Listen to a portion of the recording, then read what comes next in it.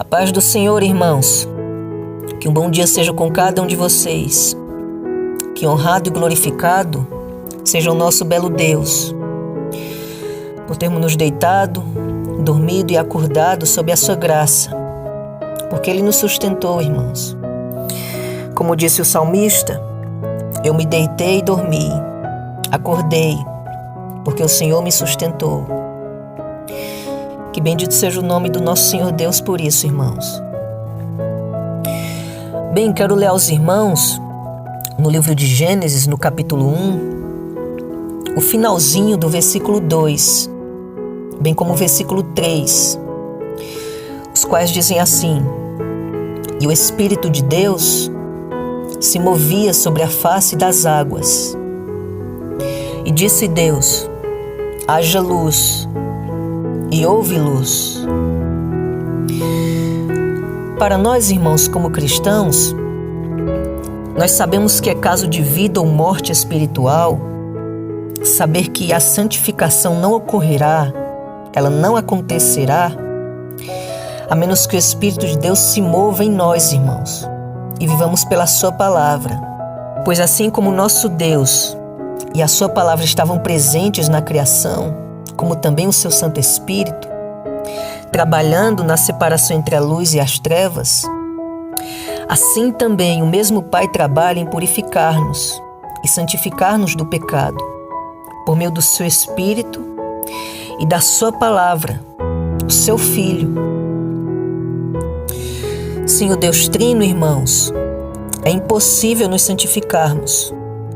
Nós precisamos do nosso Deus. Veja, por exemplo, o Espírito do nosso Deus, o Espírito Santo, com relação à nossa santificação. O apóstolo Paulo, em sua carta aos Romanos, capítulo 8, versículo 13, ele diz assim: porque se viverdes segundo a carne, morrereis. Mas se pelo Espírito mortificardes as obras do corpo, vivereis.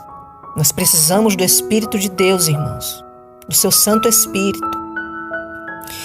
Veja, por exemplo, o Filho, com relação à nossa santificação, o nosso Senhor Jesus Cristo.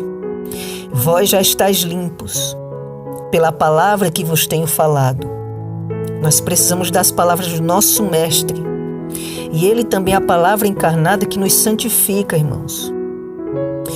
Com relação ao Pai, veja, por exemplo, João capítulo 17, verso 17, onde o Filho, orando ao seu Pai, também o nosso Pai, ele diz assim: santifica-os na verdade, a tua palavra é a verdade.